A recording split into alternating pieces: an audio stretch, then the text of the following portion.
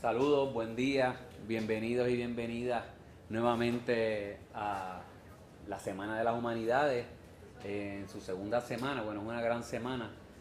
La semana pasada tuvimos varias actividades, no sé si participaron el miércoles en la actividad aquí al frente de la biblioteca y de Ramón Frade.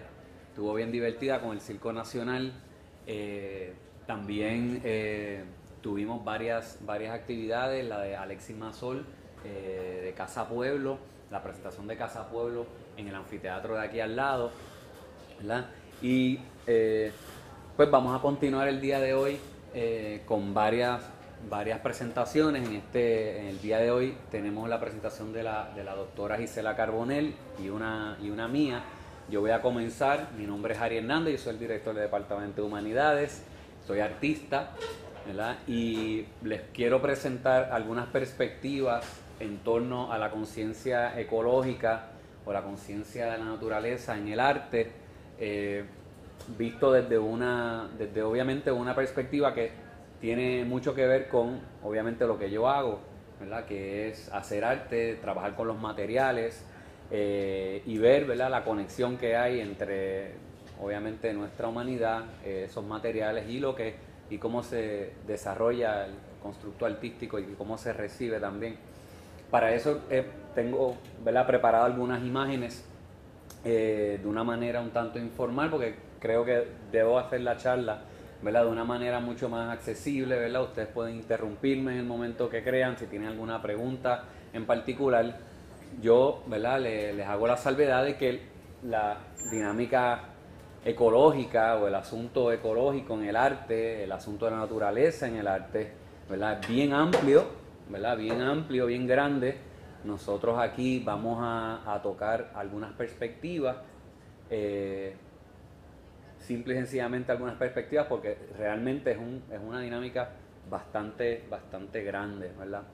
Les traigo algunas series de imágenes, vamos a ir brincando de folder a folder para que vayamos viendo algunos panoramas de la dinámica artística a través de la historia. Aquí tenemos, ¿verdad?, una de las imágenes más importantes, ¿verdad?, del arte paleolítico. Está la Sala de los Toros, y es bien interesante. Vamos a ir viendo a través de la historia, en el caso del momento, de diferentes momentos en la historia del arte, la conexión y el reconocimiento de la naturaleza, ¿verdad?, como ¿verdad?, una entidad o un ambiente, ¿verdad?, que nos envuelve y que es digno de admiración. En el caso del mundo paleolítico estamos viendo, ¿verdad?, la representación de estos animales, en algunos casos escasos, ¿verdad? También hay alguna vegetación también representada, pero la gran mayoría de estas imágenes tienden a ser, ¿verdad?, de estos animales grandiosos, ¿verdad?, en el cual, ¿verdad?, según algunas de las últimas teorías, ¿verdad?, vemos que usualmente estos animales se piensan que había una dinámica, ¿verdad?, de cacería, ¿verdad? Sin embargo, vamos viendo que no tenían, ¿verdad?, no eran parte de la dieta paleolítica, ¿verdad?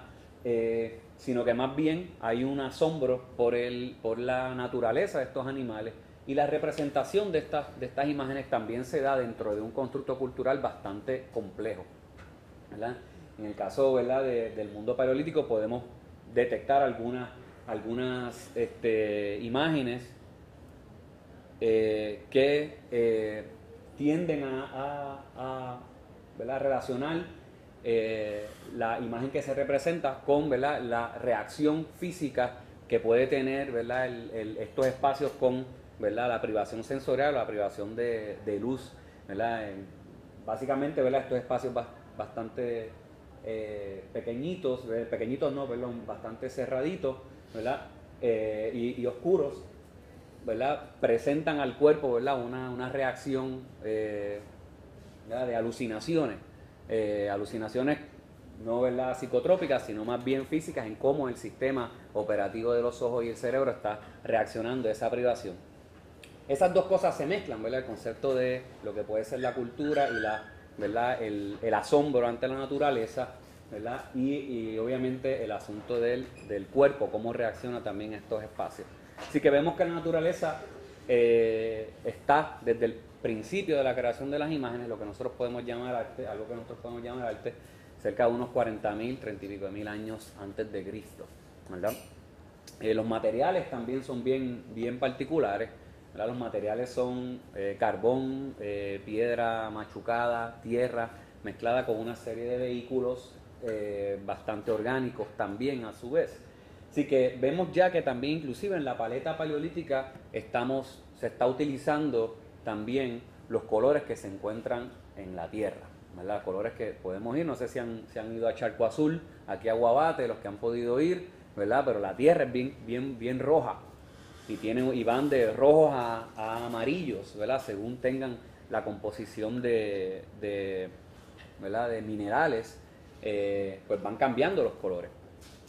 Aquí vemos también una representación, esta es una imagen de yo le llamo el híbrido felino, ¿verdad? De Hohenstein-Stadel en Alemania, y vemos también el asunto de, ¿verdad? Esta figura, pues, ¿verdad? Antropomórfica, pero a la misma vez mezclada con un animal, ¿verdad? Y esa imaginación vívida pues tiene que ver con la mezcla de atributos que se encuentran en la naturaleza y atributos que tienen también los seres humanos, ¿verdad? Un poquito más adelante, ¿verdad? Vamos viendo en el arte mesopotámico estos toros alados, ¿verdad? Donde hay una mezcla, ¿verdad? De toro, águila y ser humano. Esa obviamente mitología, ese inframundo, ¿verdad? Puede extenderse y puede crear un sinnúmero de imágenes híbridas que al día de hoy para nosotros son, ¿verdad? Imágenes, nosotros consumimos arte, ¿verdad? Y consumimos muchos híbridos, como por ejemplo también la esfinge, ¿verdad? Así que estamos viendo que la dinámica de la naturaleza está bien presente en el proceso de construcción artística, también como lugar donde se desarrollan las narraciones, según obviamente vamos avanzando a culturas mucho más organizadas. En el caso de Egipto podemos ver también, ¿verdad? esta imagen, ¿verdad? dentro de un lago, ¿verdad? Pescando un lago o el río Nilo en este caso, ¿verdad? Otras cosas, pues obviamente viendo los atributos, aquí vemos el sol, ¿verdad? En el caso de la representación de Akenatón con Nefertiti, vemos el sol, ¿verdad? Representado como una figura importante. Continuamos con Egipto, ¿verdad? Aquí vemos a Tutankamen envuelto, ¿verdad? También en alas, ¿verdad? De halcones, ¿verdad? Una serie de iconografía pues relacionada a la naturaleza y al espacio egipcio. Volvemos a ver, ¿verdad? Diferentes, ¿verdad? Imágenes mezcladas, seres humanos, animales. En el mundo egeo, por ejemplo, pues obviamente la cultura no tiene ¿verdad? Por decirlo así, una agenda tan cerrada, ¿verdad? O tan cerrada no es la palabra, ¿verdad? Pero tan estricta como en el caso de Egipto, o inclusive culturas que van a venir mucho más adelante. Y ciertamente vemos que la representación de la naturaleza se hace pues de una manera un poquito más llamativa, ¿verdad? Vemos los colores primarios, amarillo, ¿verdad? Rojo, azul, y vamos viendo que hay una sensación también que hay cierta distancia o cierta soltura, ¿verdad? Frente a la cuestión natural. Aquí vemos el fresco de la primavera, una de las imágenes también del mundo egeo, donde se representa la naturaleza y donde obviamente no hay, en el caso del mundo egeo, una representación humana tan sólida. Vemos aquí también una de las vasijas egeas, la vasija del pulpo, y obviamente la ceremonia del toro y la conexión que puede tener al asunto del minotauro. Vemos algunas de lo que pudo haber sido, ¿verdad? Estos grandes palacios egeos, donde hay, ¿verdad? Una representación de animales en las paredes, y vemos que hay mucha vistosidad también en un espacio que es mucho más ergonómico, ¿verdad? Es más apropiado al cuerpo humano. En el caso de Grecia vemos que continuamos con este asunto, ¿verdad? de los híbridos. Aquí vemos, ¿verdad? El centauro, donde hay obviamente una mezcla de seres humanos y caballos.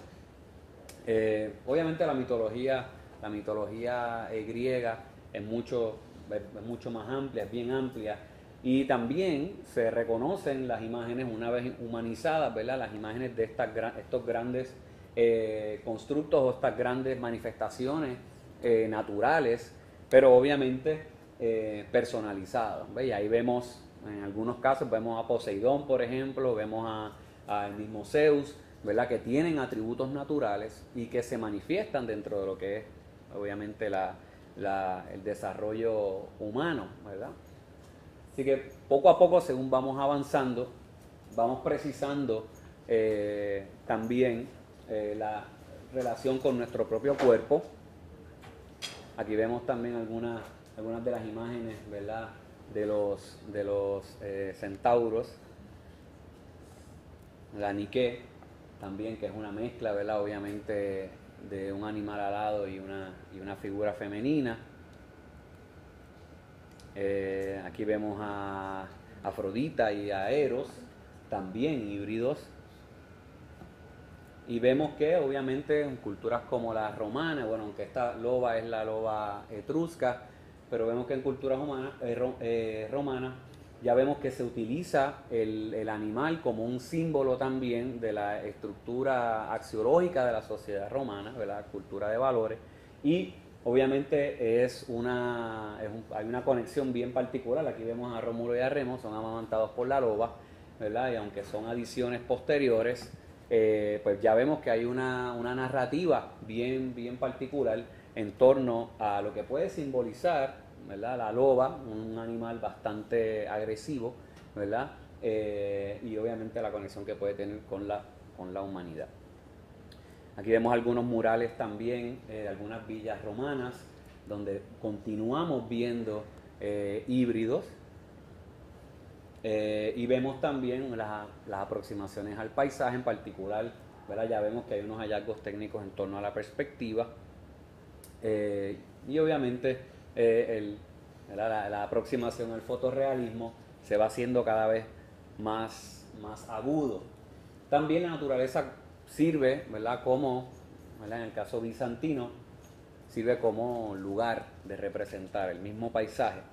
Así tenemos un sinnúmero de imágenes a través de las diferentes manifestaciones artísticas, donde vemos que hay una presencia bien particular de la naturaleza, y podemos decir hasta cierto punto que es inarraigable de la producción artística, ¿verdad?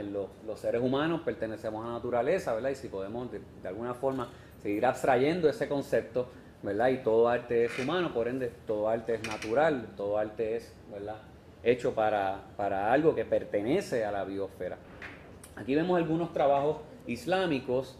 En el caso del Islam es bien particular porque la prohibición de la imagen en algunos aspectos, ¿verdad?, pues de alguna forma define la construcción artística, y se vierten muchos motivos vegetales, ¿verdad?, o animales en los trabajos islámicos.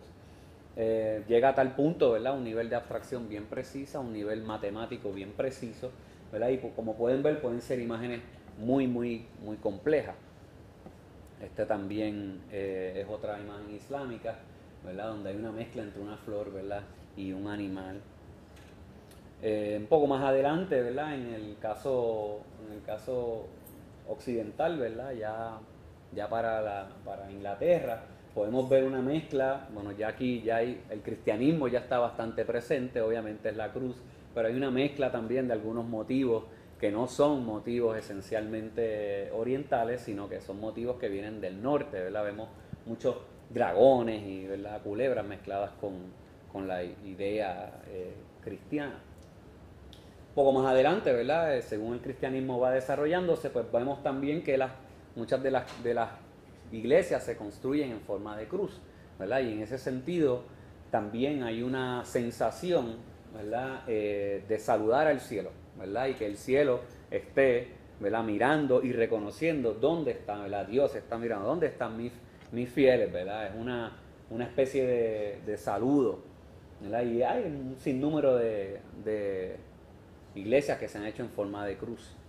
Aquí vemos algunos espacios, ¿verdad? En este caso es Giotto, ya acercándonos al Renacimiento, donde también el paisaje, este paisaje bastante escueto, también ayuda ¿verdad? Al sufrimiento que puede tener también la Virgen, ¿verdad? Y el séquito que está, ¿verdad? Recibiendo a Cristo, ¿verdad? Moribundo o muerto.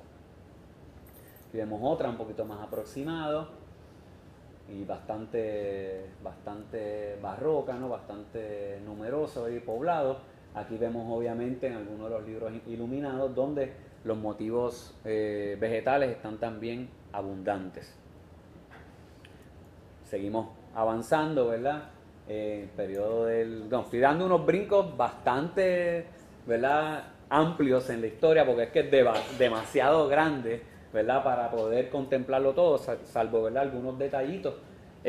Aquí vemos ¿cómo se llama? Dios mío, en inglés se llama The Wanderer, ¿verdad? Donde, ¿verdad? Aspectos de la naturaleza, ¿verdad? O la naturaleza como este gran, ¿verdad? Constructo mucho más amplio que nuestra humanidad, ¿verdad? Nos envuelve, ¿verdad? Aspectos de lo que se llama, o lo que se puede llamar lo sublime. Aquí vemos otra de las piezas también, donde se ve toda la inmensidad del paisaje, ¿verdad? Y donde se ve la representación humana de una manera, ¿verdad? Bastante pequeña, ¿verdad? Así que la sensación de amplitud, ¿verdad? Es muy amplia. Igualmente aquí, ¿verdad?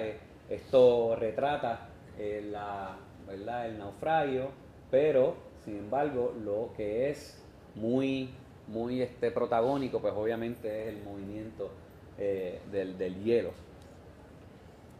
¿verdad? Así que solamente para que miremos cómo las perspectivas en torno a lo ecológico, en torno a ¿verdad? La sensación de lo que es la naturaleza han estado y continúan siendo parte de la historia del arte.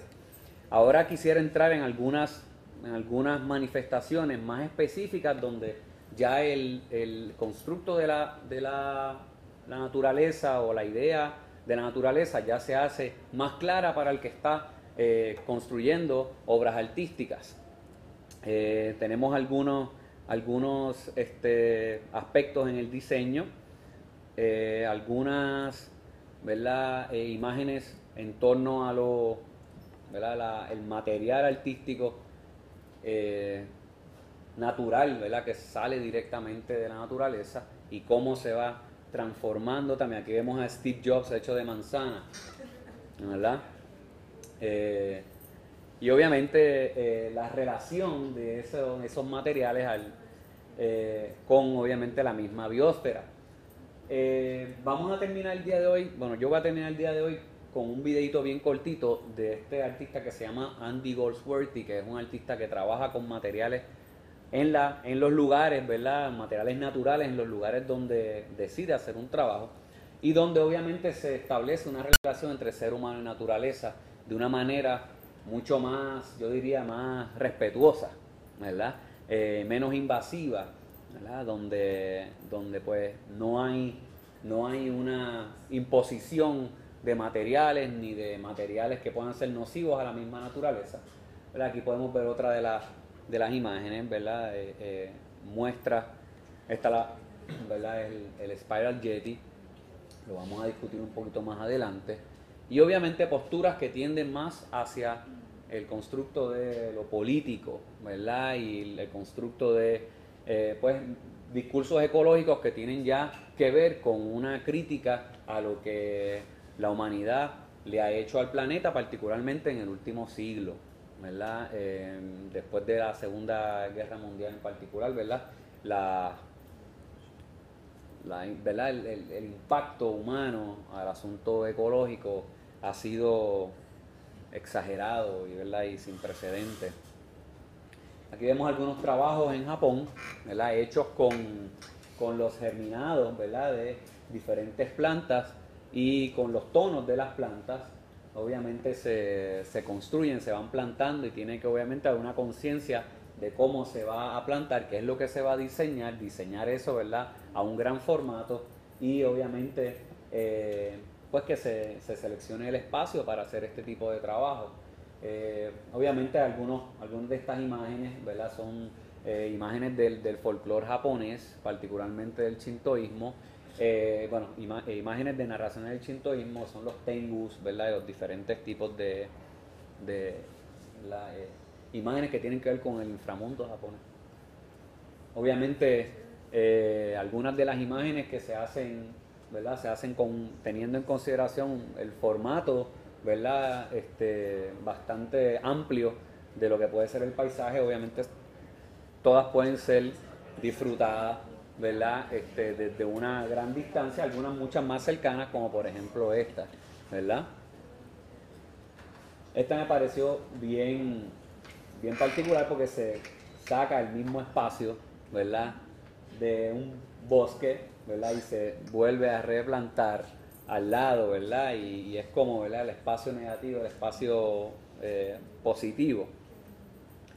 Puede ser muy divertido también el diseño y el arte en torno a la naturaleza, ¿verdad? Puede ser también a la misma vez muy efímero, ¿verdad? Y esa sensación de lo efímero nos atrae a muchos artistas también, porque, ¿verdad? No hay una obra, ¿verdad? Sí hay una experiencia, pero no hay una obra que permanezca, sino el registro.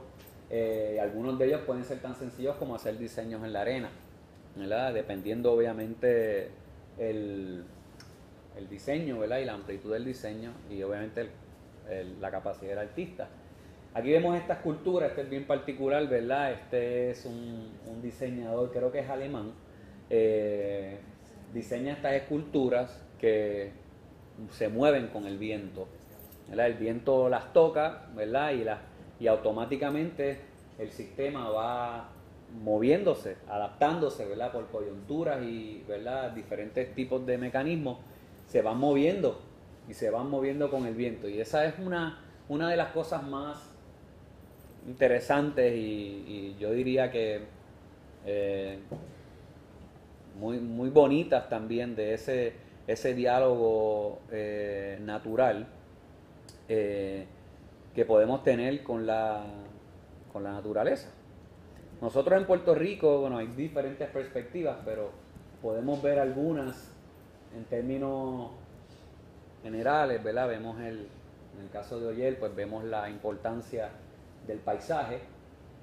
Este es un trabajo de Mirna Báez, que también trabaja con el paisaje. Perdonen, voy a darle pausa para ir a las que quiero ver.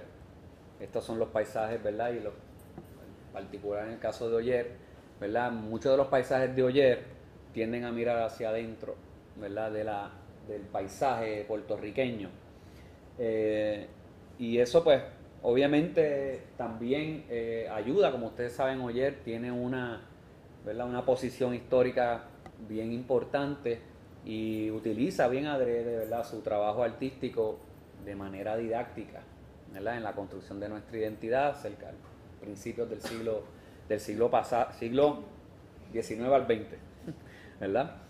Así que tenemos una serie de trabajos de Francisco Oyer, ¿verdad? Mirando hacia adentro de lo que está sucediendo en Puerto Rico.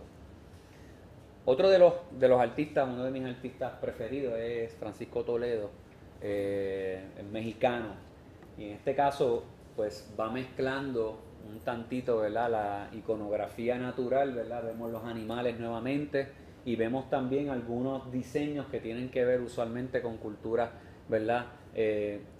Más primigenias, espirales, ¿verdad? Diseños que tienen que ver también con ¿verdad? Culturas oriundas de México, ¿verdad? Particularmente del estado de Oaxaca, al sur de México. Y obviamente él lleva eso con mucho orgullo, ¿verdad? Y trabaja un sinnúmero de iconografía que que tiene que ver con la naturaleza y con aspectos más espiritualizables de la naturaleza, y obviamente trata de alguna forma también relacionarlo a la dinámica humana, ¿verdad? El asunto o la condición humana en particular. Aquí vemos, como ustedes saben, en México también tienen, ¿verdad? El Día de los Muertos es bien importante, y la cultura, ¿verdad? Con el asunto de la calavera también es una imagen bien recurrente en la cultura mexicana. Aquí vemos también estas imágenes están hechas, muchas de ellas con cochinilla, ¿verdad? Que la cochinilla es, ¿verdad? Este insecto que se seca o lo puede utilizar un poquito más fresco, ¿verdad? Y produce una serie de colores, carmines, y produce también colores colores marrones, sepia, ¿verdad? Y él está bien consciente de su, aquí vemos otro de los de ayer, de su, ¿verdad? Posición, ¿verdad? Como indígena en el estado de Oaxaca. Y obviamente es todo un fenómeno, ¿verdad? De la cultura oaxaqueña, un fenómeno internacional. Aquí vemos algunas de las imágenes, otra de las imágenes de Oyer, la cual obviamente se centra en los frutos puertorriqueños, ¿verdad? Es bien, ¿verdad? Una perspectiva que siempre tiende, ¿verdad? Inclusive con la de Francisco Toledo, de alguna forma a recordarnos esa conexión con la naturaleza, y a educarnos, ¿verdad? Como, ¿verdad? Partes de esta biosfera. Y bueno, trabaja un sinnúmero de temas, ¿verdad? Y va mezclando estos inframundos, ¿verdad? Con la dinámica también humana. La sensación son sensaciones bien suaves, donde hay mucha área difusa, ¿verdad? Nos puede recordar algunos de los paisajes de Turner, que vamos a ver un poquito más adelante con los trabajos que nos va a presentar la doctora Gisela. Así que, para que vean, ¿verdad? Una muestra de que ¿verdad? Esta conciencia ecológica, ¿verdad? Siempre ha estado y persiste en el arte, en diferentes, aquí vemos algunos trabajos de Andy Goldsworthy. Como les dije, este señor trabaja con imágenes hechas por materiales hechos en los lugares donde trabaja. Básicamente utiliza materiales totalmente naturales, no interviene con materiales desarrollados por culturas, ¿verdad? tan industriales como la nuestra, sino que va a ir haciendo, ¿verdad? Esta sábana de hoja se hace con, ¿verdad? Pequeñas ramitas que va a ir cosiendo poquito a poco, ¿verdad? Y va seleccionando y construyendo poquito a poco a niveles de tiempo, ¿verdad? Que necesita obviamente trabajar con una paciencia increíble, porque tiene que trabajar al tiempo mismo de la naturaleza, ¿verdad? En este sentido, ¿verdad? Él ha hecho diferentes composiciones. Esta es una de sus más famosas, estos capullos que va haciendo con diferentes tipos de piedra. Trabaja con todo tipo de material, con hielo, ¿verdad? Esto en particular, ¿verdad? Son estas estalactitas de hielo, y va a ir pegándolas poquito a poco con un poquito de agua, y va pegándolas alrededor de una piedra, ¿verdad? Así que es realmente ¿verdad? Es una paciencia increíble, y es una aproximación a la naturaleza, ¿verdad? De una manera bien, hasta cierto punto, ¿verdad? Bien espiritual. Aquí lo vemos también, va directamente a los charcos, utiliza, ¿verdad? Materiales de la naturaleza, hace las piezas, y son piezas de carácter efímero, la gran mayoría de ellas. Esta piedra está cubierta de hojas amarillas. Aquí hace otro de los espirales. Técnicamente es muy hábil también para, ¿verdad? Llevarnos una sensación. Yo diría que, ¿verdad? Si la naturaleza tuviera una manifestación estética, ¿verdad? Sería él, ¿verdad? Esa manifestación, él y artistas como él, en particular él porque se ha hecho muy famoso, ¿verdad? Y muy presente en el mundo moderno, ¿verdad? Con su perspectiva. Estas son unas instalaciones que hizo en diferentes lugares, en Londres, y son estas grandes bolas de nieve, estas grandes bolas de ramas con nieve. Y básicamente las posicionaba en diferentes lugares y obviamente se derretían con el tiempo.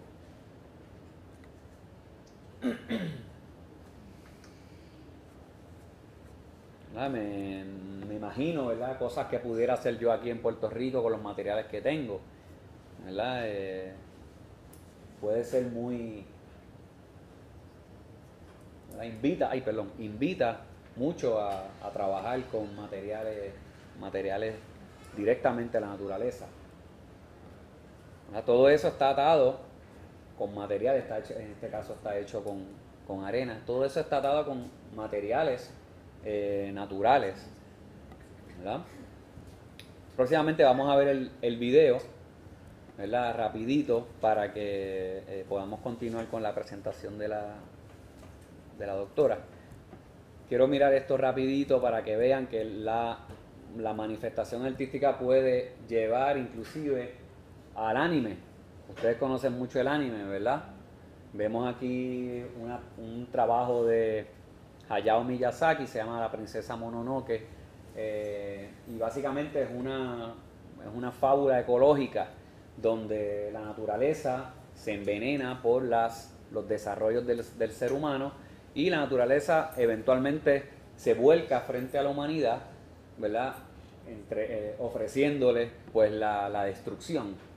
Y sin embargo, pues obviamente la respuesta obviamente es una respuesta de crear un balance entre la naturaleza y los seres humanos. Aquí vemos el espíritu del bosque, que eventualmente esta señora que está aquí, Lady Bochi, le pica la cabeza y obviamente para quitarle el poder a la naturaleza.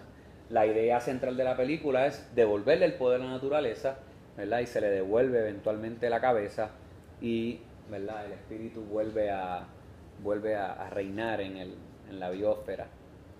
Así que vamos viendo que este asunto, ¿verdad? De lo ecológico se puede desarrollar a diferentes niveles y con diferentes niveles de, ¿verdad? De posición política, ¿verdad? Aquí vemos algunas de las figuras más famosas, ¿verdad? Esta imagen se me coló aquí, esto es un albatros que muere y miren lo que tenía en el estómago,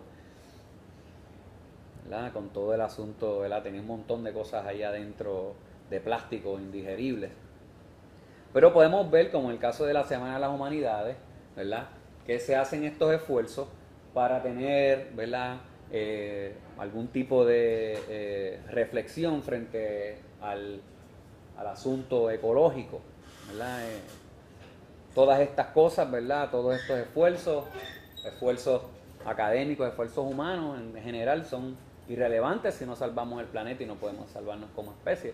Así que el arte y lo que se pueda hacer, ¿verdad? En la dinámica tanto documental como en aspectos que tienen que ver con el diseño, pues es muy positivo, ¿verdad? En este caso, pues rehusar, ¿verdad? Rehusar materiales y buscar alternativas. En este caso esto es una lamparita, ¿verdad? Hecha de las bases de las botellas. Y hay una serie de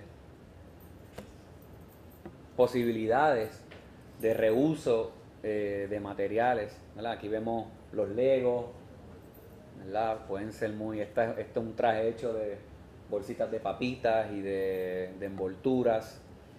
Y obviamente todo este asunto de crear cosas, y les traigo esta imagen porque es uno de mis diseñadores favoritos, se llama Philippe Starck, un francés que tiene toda una filosofía ecológica detrás de sus trabajos, siempre abogando porque los constructos ¿verdad? Del diseño y el diseño industrial se hagan más duraderos, ¿verdad? Y menos desechables.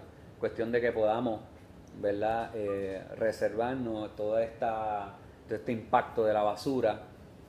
¿Verdad? Aquí vemos algunas de ellas, pueden ser muy increíbles, algunos de estos reciclajes. Estos otros diseños de Stark, ¿verdad? Una forma bastante orgánica, ¿verdad? Recordándonos las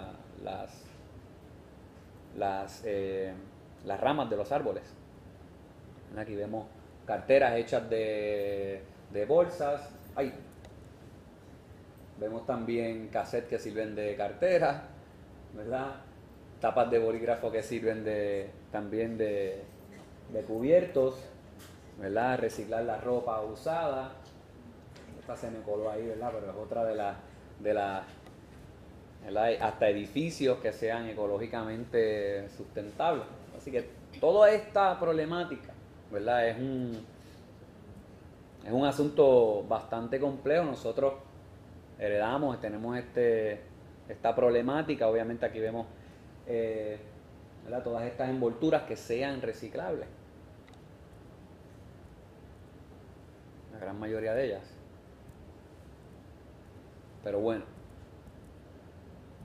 Otra de las cosas que la cuestión ecológica en aspectos un poquito más dolorosos tal vez, pero a la misma vez redentores, en el caso del trabajo del buto.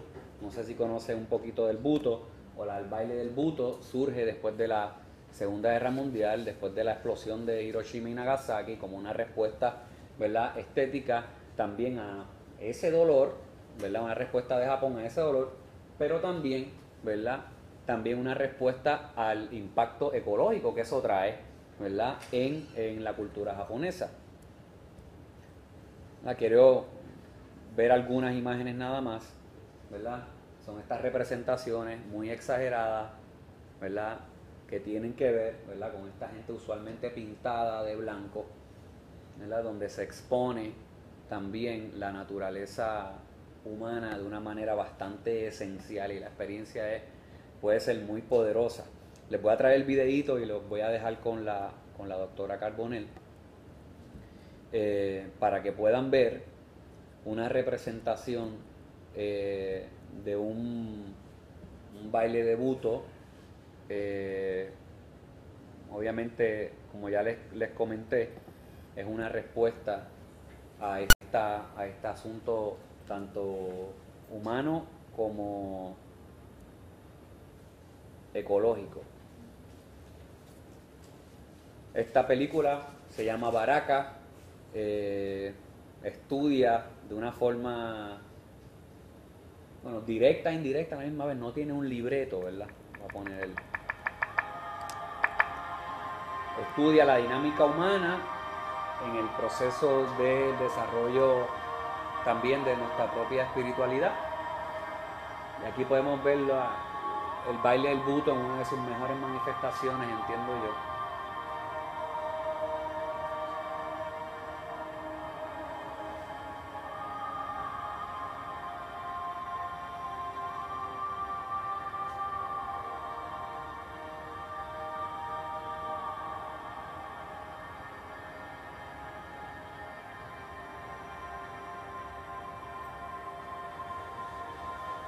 Vamos viendo cómo van creando un sinnúmero de contextos y emociones a través de sus expresiones. Ahí están recibiendo, ¿verdad? Como una especie de golpe, entiéndase, ¿verdad? El asunto de, ¿verdad? Una alusión a la bomba. Y eventualmente, pues, se van despidiendo, ¿verdad? Puede ir, ¿verdad? El asunto artístico desde lo más informativo hasta lo más conmovedor, ¿verdad? En torno a lo ecológico. Pero bueno, les dejo a la doctora para no tomarles más tiempo. Espero que tengan preguntas o sugerencias, ¿verdad? Y podamos discutir un poquito más una vez terminemos la presentación. Así que muchas gracias por estar aquí y escucharme. Y estamos a la orden en el Departamento de Humanidades.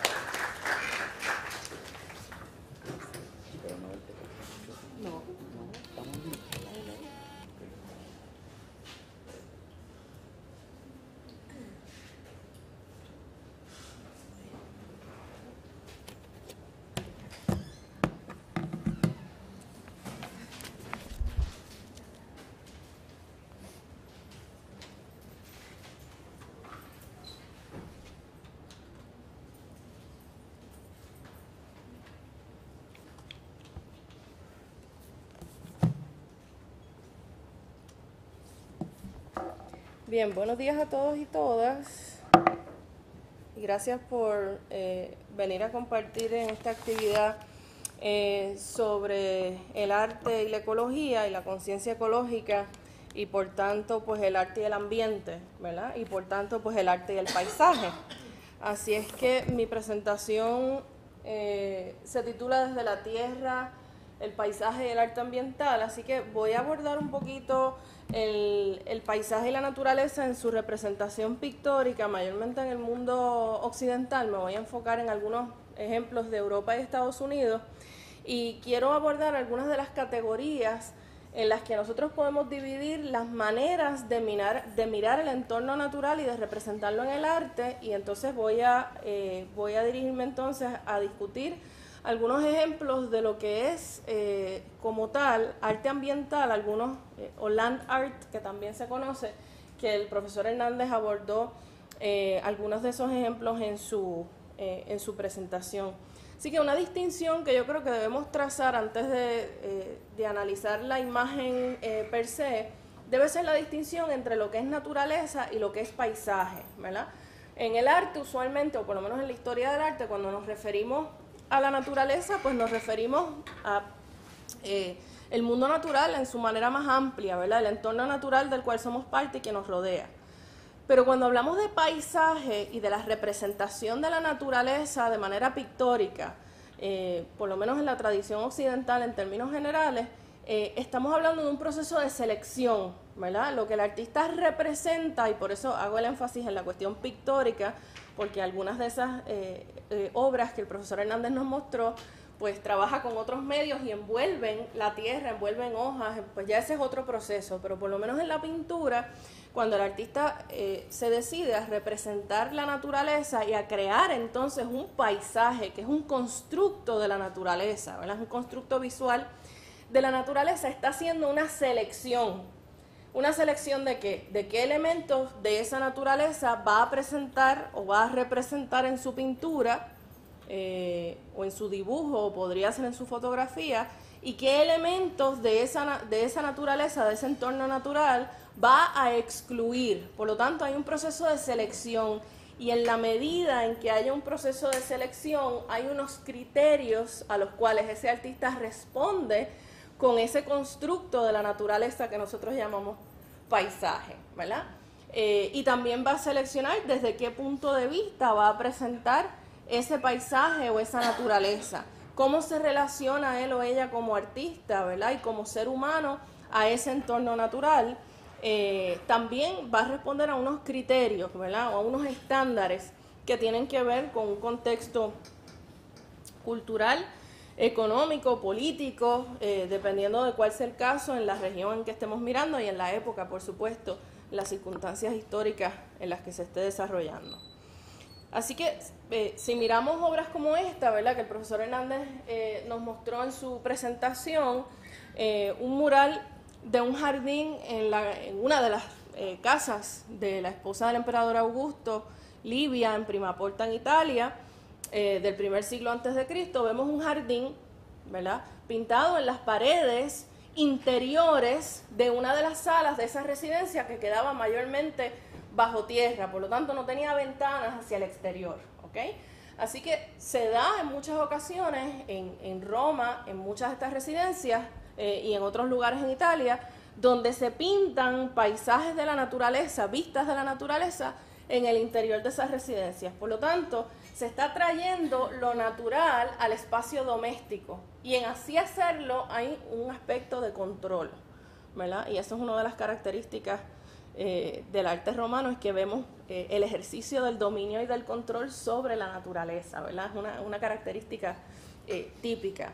¿Qué tipo de paisaje es el que nos muestran aquí? Pues es un paisaje que está cultivado, no es un paisaje que está salvaje, no es la naturaleza salvaje, es la naturaleza cultivada, es una naturaleza que rinde frutos, es una naturaleza que está cuidada, pero también es una naturaleza que está demarcada, es un terreno que está demarcado, ¿verdad? Vemos que tiene varias verjas, está demarcado, y por lo tanto se señala o se enfatiza el aspecto de la propiedad, ¿verdad? De la tenencia de esa tierra, de que hay alguien que la tiene, ¿verdad? Y alguien que se beneficia de esos frutos, ¿verdad? O de ese pedazo de naturaleza que se controla.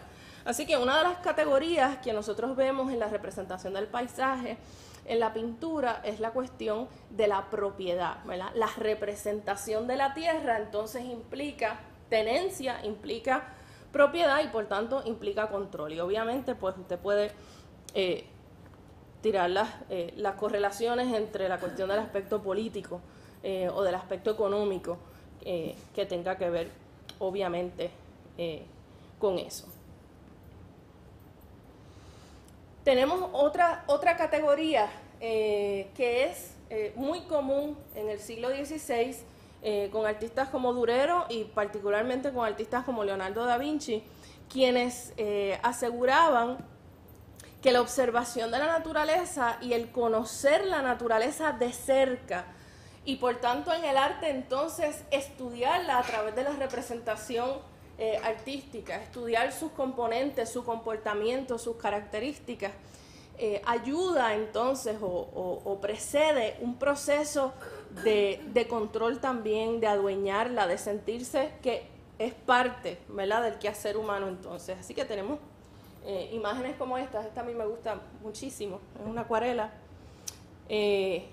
donde se representan de manera correcta diferentes tipos de especies de plantas que se han podido identificar y que están representadas de manera correcta. Así que a diferencia de esas representaciones donde se enfatiza la tierra como propiedad, vemos estos artistas enfatizando el aspecto de la observación y el aspecto más científico, ¿verdad?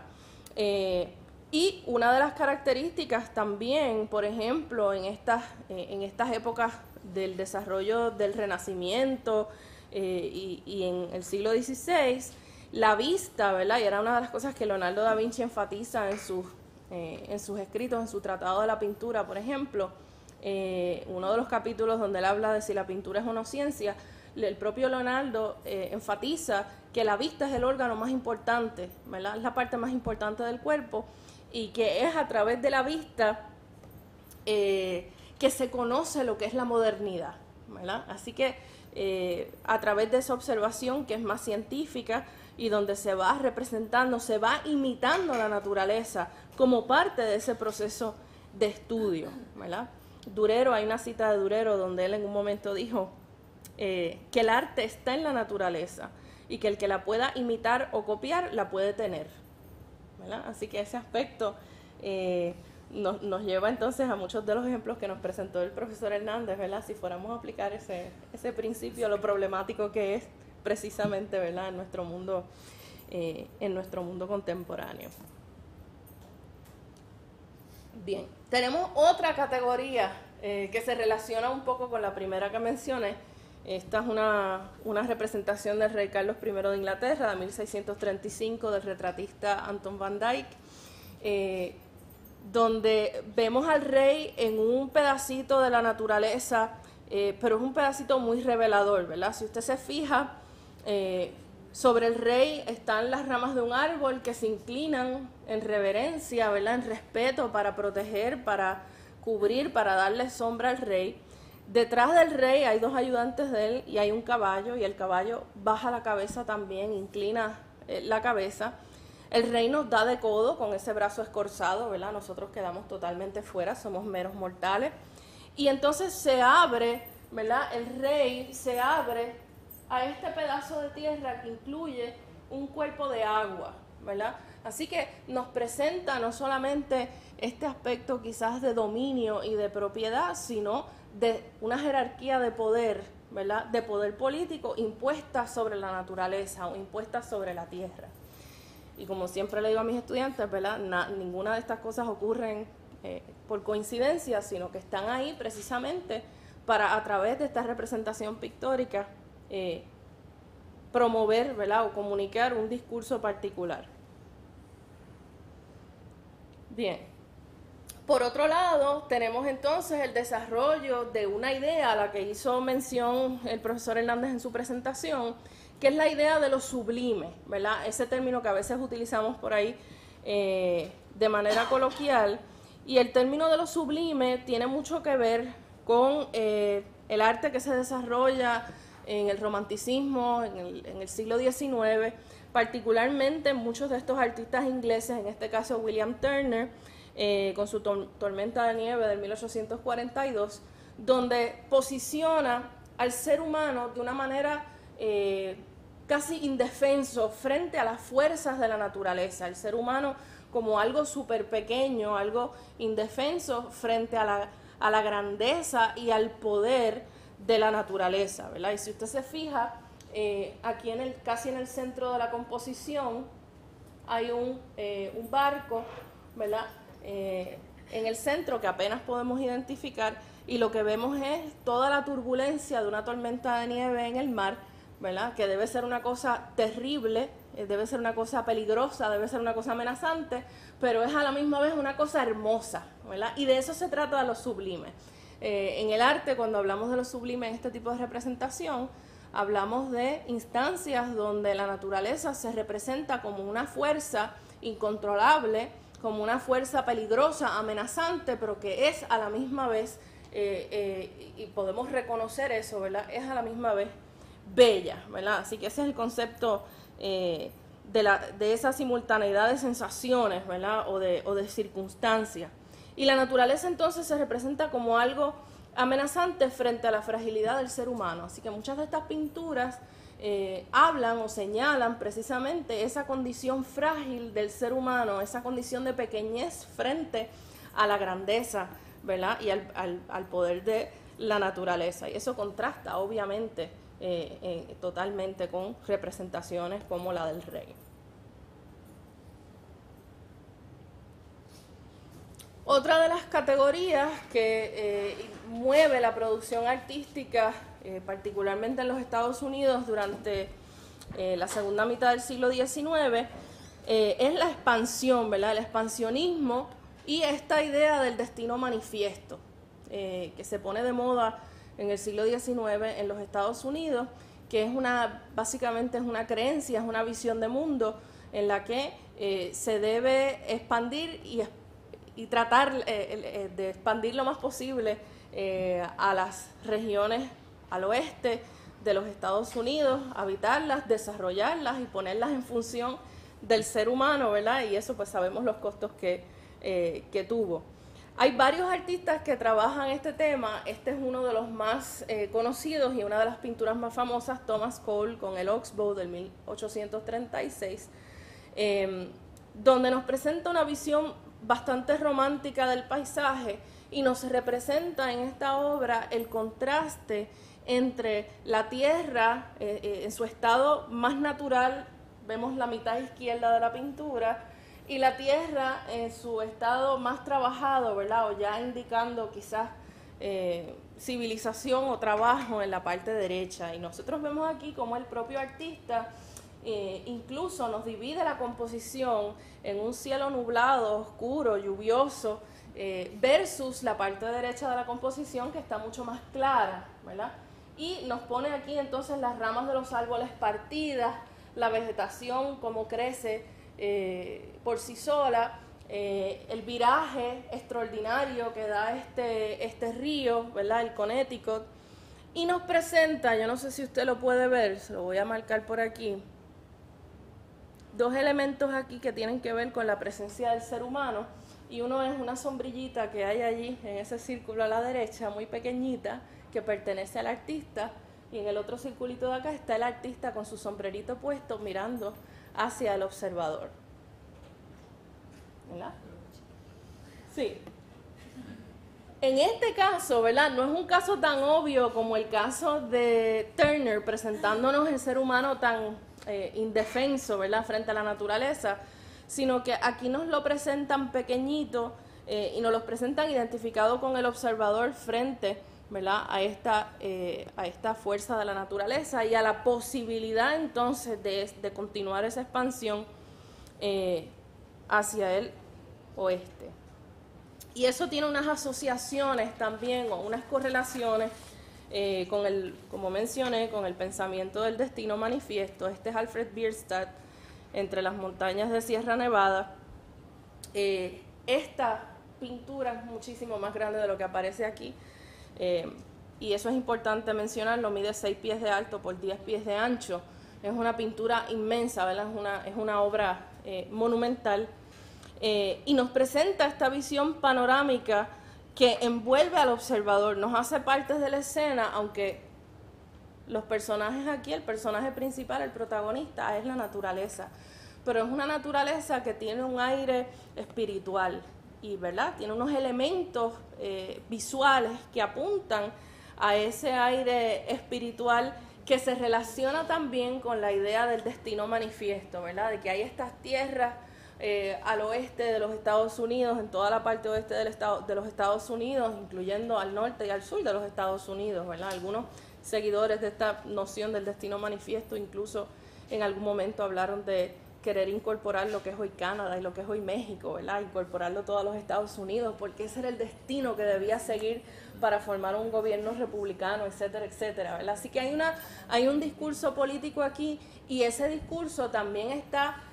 bajo el velo de una noción espiritual, de que esto es lo que está escrito, de que hay que seguirlo, ¿verdad? De que esa tierra se nos dio y hay que desarrollarla, hay que habitarla, hay que trabajarla, ¿verdad? Y hay que formar esa nueva sociedad, por así decirlo. Así que muchas de estas pinturas, en el caso de Bierstadt, mucho más que en el de Cole, vemos ese aspecto tan espiritual, con esta iluminación que parece como celestial. Si usted se fija, incluso en el agua, ¿verdad? El reflejo de las montañas en el agua, los animales que están ahí pacíficos, son los recursos naturales que están ahí vírgenes, intocados, para que el ser humano vaya y los explote prácticamente, ¿verdad?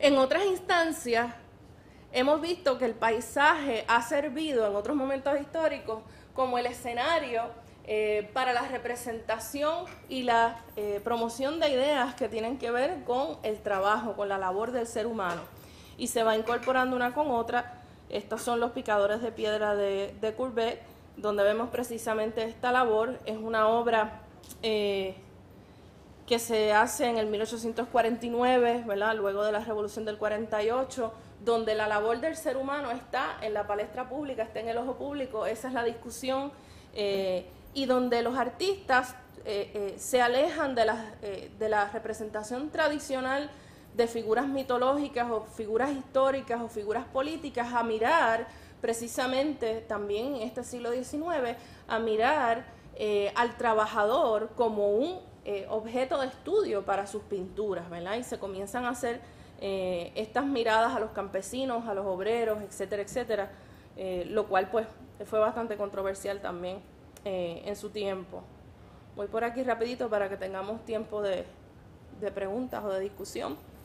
Durante finales del siglo XIX también tenemos entonces artistas utilizando el paisaje como un pretexto para la experimentación técnica y para la exploración de diferentes técnicas. Monet, por ejemplo, con una de sus primeras pinturas impresionistas, trabajando con la cuestión de la iluminación, y en los post-impresionistas, el caso de Georges Seurat, trabajando entonces con la óptica, cómo la óptica humana percibe, por ejemplo, los colores, ¿verdad? Y cómo entonces estos se representan en diferentes grados de iluminación.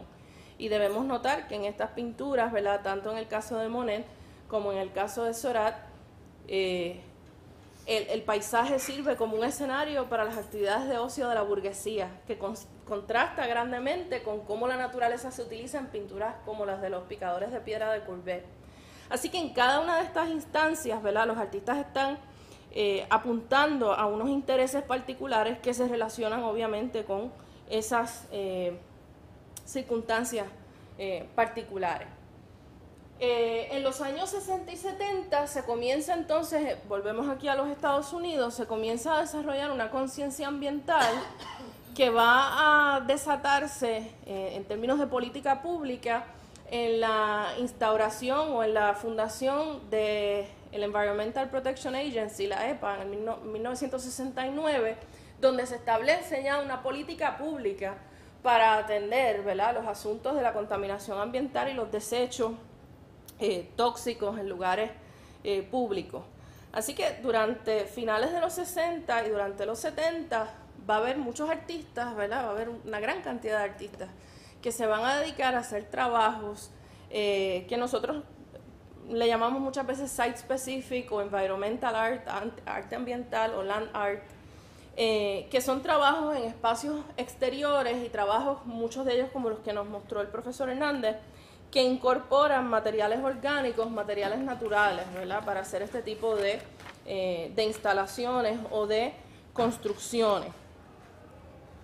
Y tenemos aquí artistas que utilizan entonces la creación de este tipo de obras para llamar la atención del público a este asunto. Así que el fenómeno que vemos a finales de los 60 y durante los años 70 son artistas que a través del arte se insertan en una discusión pública sobre precisamente la aplicación de estas nuevas políticas públicas. Y en Estados Unidos fue un movimiento muy fuerte, ¿verdad?, en los distintos estados. Tenemos aquí este ejemplo, Robert Smithson, su Spiral de Yeti de 1970. Este artista había pasado, esto es en Salt Lake City, en Utah, había pasado varias veces por esta región y había visto equipo de construcción abandonado. Había una compañía que había empezado a minar buscando petróleo, habían abandonado allí los equipos y eso se estaba pues allí descomponiendo, como quien dice, allí en la tierra. Así que Smithson decide entonces utilizar las mismas rocas de la región y materiales naturales para crear esta espiral que es totalmente contingente al ambiente. Esta espiral, cuando sube el nivel del agua en Salt Lake City, pues muchas veces no se puede ver, así que hay veces que van los turistas a verlo y apenas lo que se ve es la sombra, porque está cubierto de agua, ¿verdad? Cuando baja el nivel del agua, pues entonces se puede ver más claramente, ¿verdad? Para que usted tenga una idea, mide 1500 pies hacia afuera de la costa por 15 por 3 pies y medio, así que el pasadizo, ¿verdad?, la espiral mide 3 pies y medio y cuando está sobre el nivel del agua pues se puede caminar por él y se puede visitar.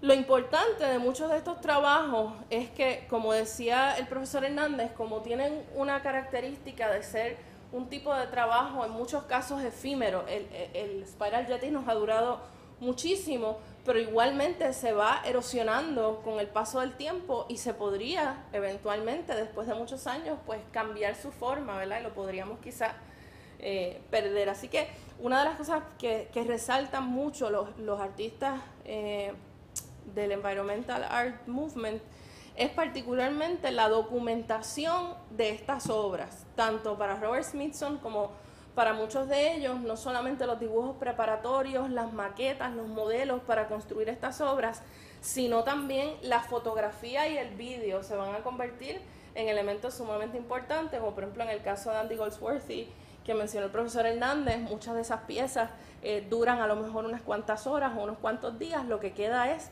la fotografía para documentarla. Así que la fotografía, el vídeo, lo documental se viene a convertir también en parte importante de la obra. Y tenemos el ejemplo de Christo y Jean-Claude, artista búlgaro que trabaja con obras de arte ambiental y site specific. Aquí tenemos los islotes de Biscayne Bay en Miami. Esta fue del 1980, donde Christo identifica estos islotes que hay en Biscayne Bay que se habían hecho como parte o habían resultado como parte de proyectos de construcción en el área. Se había dragado para sacar fango y sacar lodo de algunas áreas para hacer proyectos de construcción, y esto que se saca se deposita en otra área y se van formando estos islotes, ¿verdad?, donde mucha gente, como pueden ver en la fotografía, gente que tiene botes, etcétera, pues va por ahí, mayormente pues gente adinerada. Biscayne Bay es un área también donde hay muchas marinas, etcétera, etcétera. Así que Christo lo que hace es preparar una tela, ¿verdad?, este material que ustedes ven rosado alrededor del islote, para forrar las costas de esos islotes. Para ir a forrar las costas de esos islotes hubo que ir a limpiar los islotes, ¿verdad? Y esa es una de las partes interesantes de estos proyectos, y es que los artistas entonces se adentran, se insertan en el activismo, ¿verdad? Así que vemos a muchos de estos artistas que van a limpiar, ¿verdad? Van con sus cruz a limpiar. En este caso, pues se sacaron montones de basura, ¿verdad? De estos islotes que se había ido acumulando allí, de basura que no es apropiada, obviamente, para el agua ni para la vida marina en esos islotes. Y al igual que el caso de Smithson, ¿verdad? En el caso de Cristo y Jean-Claude, sus bocetos preparatorios, sus maquetas y su documentación es lo que utilizan para vender y sacar dinero, recaudar el dinero necesario para hacer estos proyectos, ¿verdad? Así que aquí tenemos en este caso, llevando las telas, ¿verdad? Para cubrir entonces estos islotes. Estos son trabajos temporales, ¿verdad? Se dejan por unos meses y luego se retiran estos materiales que utilizan estos artistas. Así que tiene un proceso, tiene un componente de denuncia pública, tiene un componente de llamar la atención del público y de las agencias gubernamentales. Muchas veces, en el caso de Cristo y Jean-Claude, por ejemplo, para conseguir los permisos para instalar estas obras de arte, tienen que ir a deponer al Congreso, han tenido que ir a deponer en distintos foros públicos. Así que ejerce no solamente como un artista que está en su taller y trabaja, sino que se inserta en una dinámica, ¿verdad?, de activismo por el ambiente, en una dinámica con los que establecen las políticas públicas en las legislaturas, ¿verdad?, los que las legislan, con los gobernantes que las aprueban, el recogido de fondos y luego entonces el reclutamiento de las personas, que usualmente son voluntarios, que trabajan con ellos para hacer este tipo de proyectos.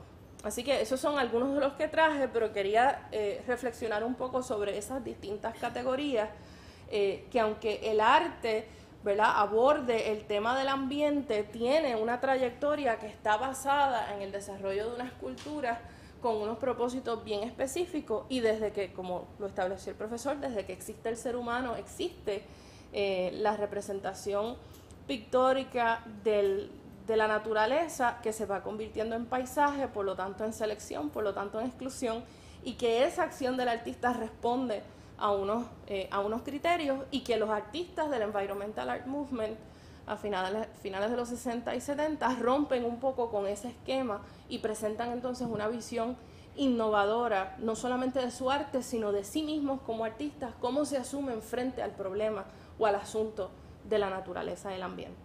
¿Okay? Muchas gracias.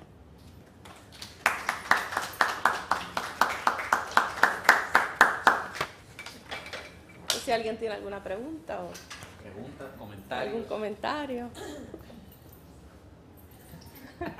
Mucha sonrisa.